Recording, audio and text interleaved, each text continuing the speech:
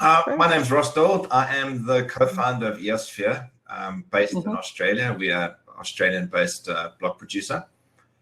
We've been part of the community since the main inception, probably about January this year.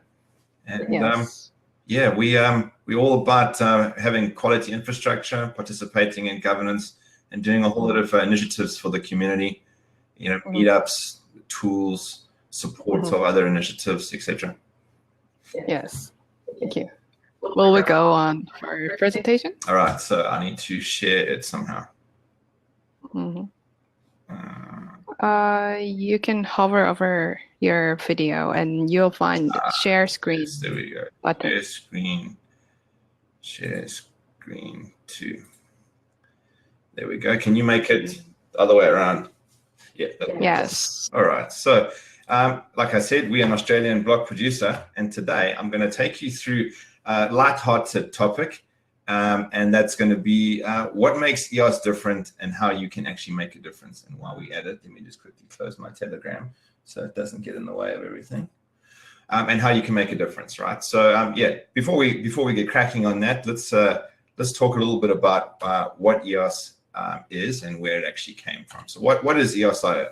So essentially it's a 3rd generation graphene-based blockchain. It started off with Dan's vision and BitShares. Actually, a little bit before BitShares, it was called ProtoShares. Then BitShares was created. It's a peer-to-peer distributed ledger and financial platform, most commonly known these days as the BitShares decentralized exchange. Dan then moved on to Steemit. Steemit was a blogging platform where you would get paid for blogging and participating in the comments and curation of other people's posts. And that was also based on the graphene technology, which then brings us to where we are today, right? EOS.io, which is the software which was funded by Block One to be built, and then Crazy launched to the community, or given to the community for them to launch. So the difference between BitShares and Steemit is EOS.io is actually a general purpose platform for developers and businesses to launch their decentralized applications on top of, without having to reinvent the blockchain platform.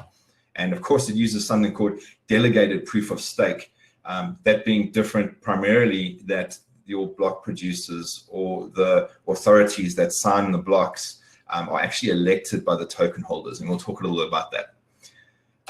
So what makes EOS different as a blockchain and as a blockchain platform? Because there are a few other platforms out there as well. So let's just go through some of the sort of technical side aspects.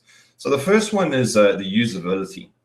For the get-go, transactions and transfers of the EOS token, etc., are actually free for end users. There's no transaction fee. Once you stake your tokens, you then have access to use that amount of CPU and network stake of the network itself without incurring any transaction fees. It's also very low latency. So the block times are half a second, which means that when you click go, things are going to happen. There is a hierarchical key structure where you can actually have an owner key, keep that in cold storage, and if you need to recover your account because it was compromised, you can potentially use that key. So that as long as you set your account up appropriately. And something that I thought is really important is the experience. You as an end user, you could be using the EOS blockchain without even knowing that you're using a blockchain itself. You could just go to a website, create a monster, play some bingo, blog, interact with an exchange, interact with all sorts of decentralized applications, and not have a clue that there's actually a blockchain underneath it. And it was built specifically for developers to build their applications on top of, putting nice graphical front ends that you as a user wouldn't even have to know that you're using a blockchain. So usability was really important. Second thing is governance. Governance is something reasonably unique to EOS, where the actual blockchain itself has a constitution. There's a mechanism that the community put together, an arbitration mechanism. There's an ability for you to freeze or will update faulty dApps. Obviously we're still in a bootstrap mode now. As we are moving through the maturity levels in EOS, eventually all of these systems will be operating relatively effectively. And of course, the whole voting system, right? And we'll talk a little bit about that in a moment. But voting as a community member, there is this layer where your vote can make a difference to the direction of the platform itself. And then, of course, scalability, which was a really huge one, and one that some of the other blockchains platforms, as well as normal cryptocurrency platforms, really suffer from. The speed of transactions. At the moment, I think we hit 3,700 transactions a second, and that's just in this version of EOS.io that we're running at the moment.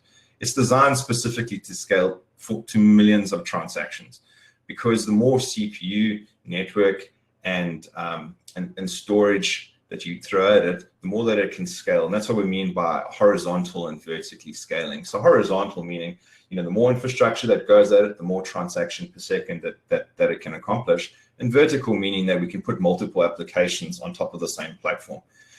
Parallel execution will also be a game changer for the EOS once we actually implement that. And then, of course, it can also scale through inter-blockchain communication.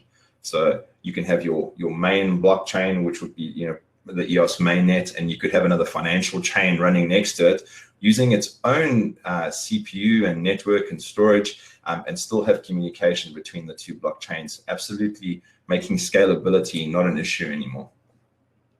So those are some of the technical aspects. But what's the thing that really makes it different is the community. And this is probably more of like a heartfelt conversation, but there are some real testing points that I'll talk through here. So the first one is that there are decentralized block producers. And I know there's a lot of talk about whether 21 block producers is decentralized enough, etc. But you might have 21 block producers that are producing the blocks, but you've still got a community of at least 100 block producers, 100 backup block producers that work very closely together with the rest of the community in order to have their constituents or their voters' opinions heard. So I've got a small little picture there. If you can see, we've pretty much got block producers and backup block producers on every continent, every major continent.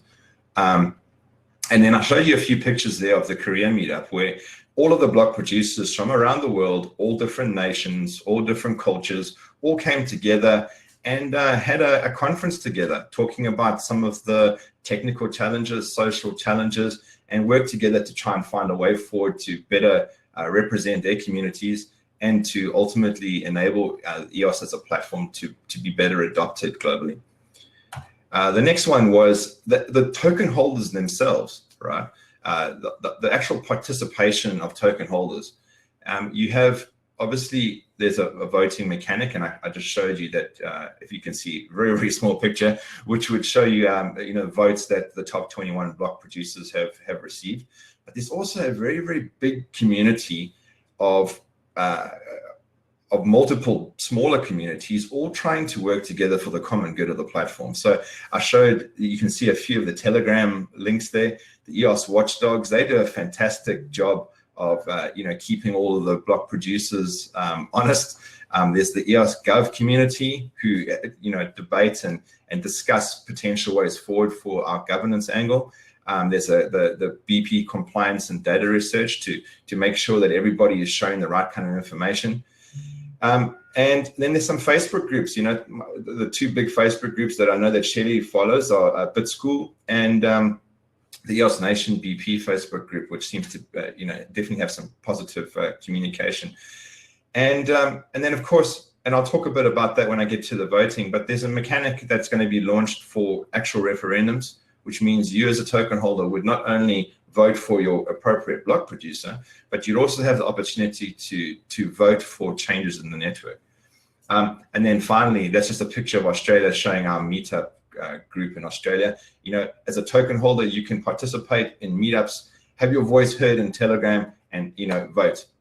And then, of course, businesses and dApp developers, which are a major part to the community.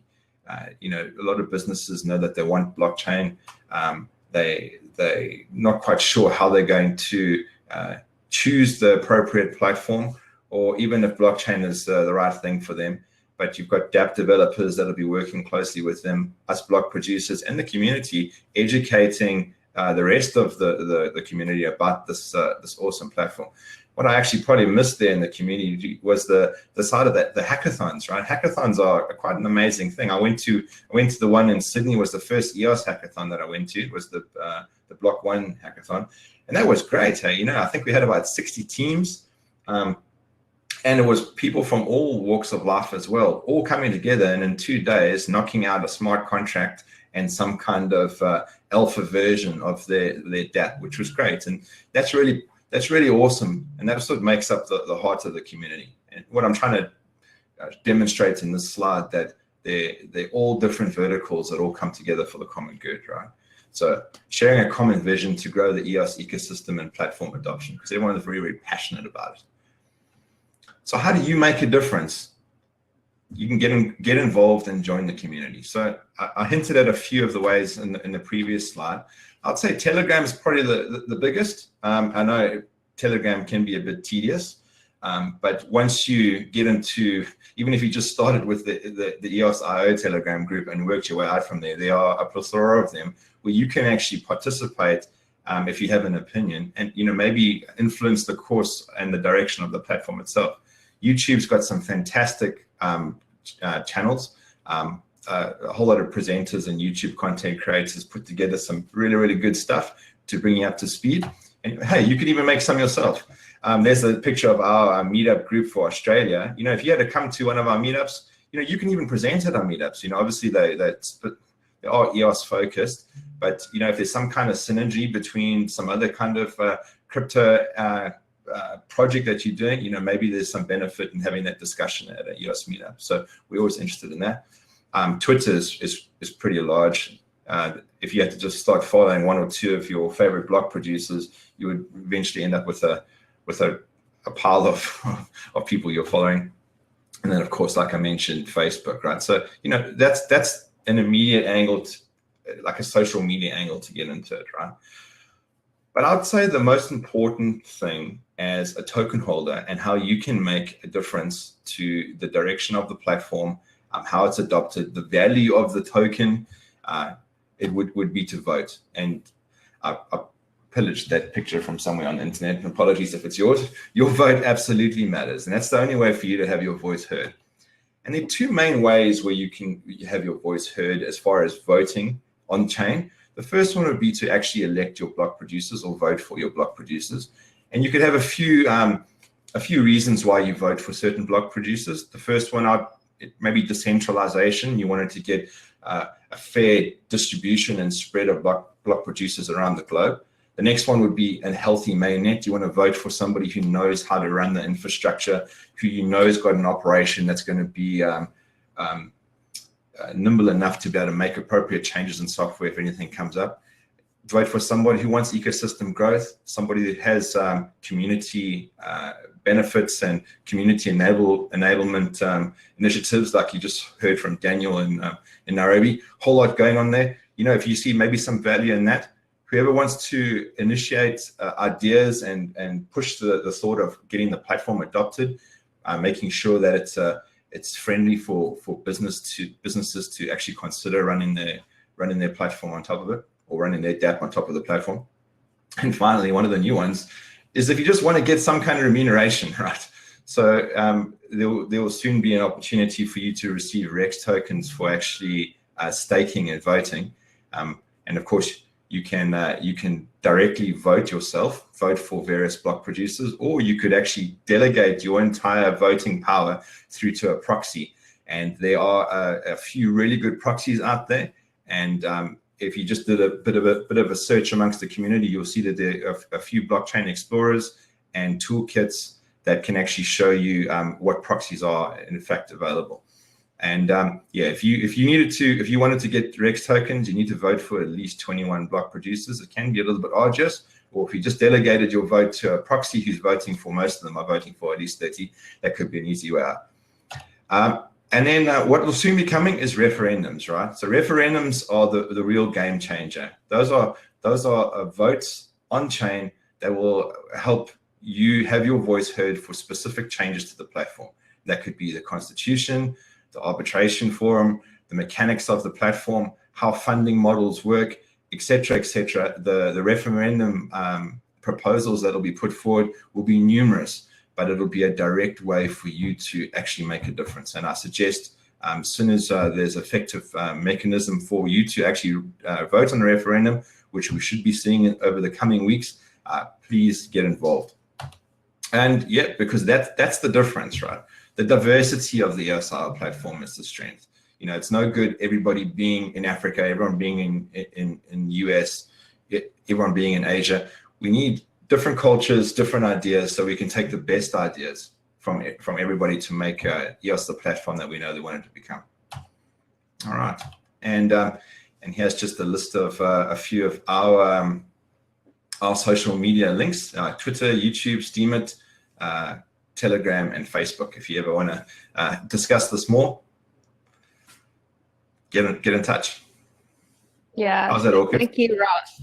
Yeah, thank you, Ross, for amazing introduction of EOS and EOS.io and EOSphere and the community itself. It was so kind, well put, and yeah, awesome.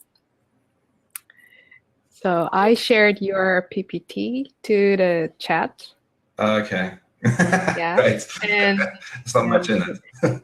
No. Anyone interested, just look it up. And thank you for participating, Ross. Yeah, I'll answer that question about the Rex token. There was a question there. There were two questions. I'll just quickly answer it. So Dan's proposal, Dan from Block One's proposal is that there's some kind of remuneration for people to stake and vote in order to increase voter participation. At the moment, remember I told you all those cool things that you would vote for, you know, diversification, decentralization, who's technically competent, etc. The Rex token would be a way for you to, and that would be, you would only vote for that because you wanted to see the platform being adopted and to grow, right? So it's more of the good of all. But a Rex token will be a direct reward for you to actually stake and vote. And there's some interesting mechanics that are available. If you did a search for Dan Larimer on Medium, he put together an article, which will mean that if you staked and you voted, you would receive Rex tokens in reward. It's called a resource exchange token. Yeah, thanks, Dennis. And yeah, so that way you would actually get directly rewarded for voting, which is another reason to vote.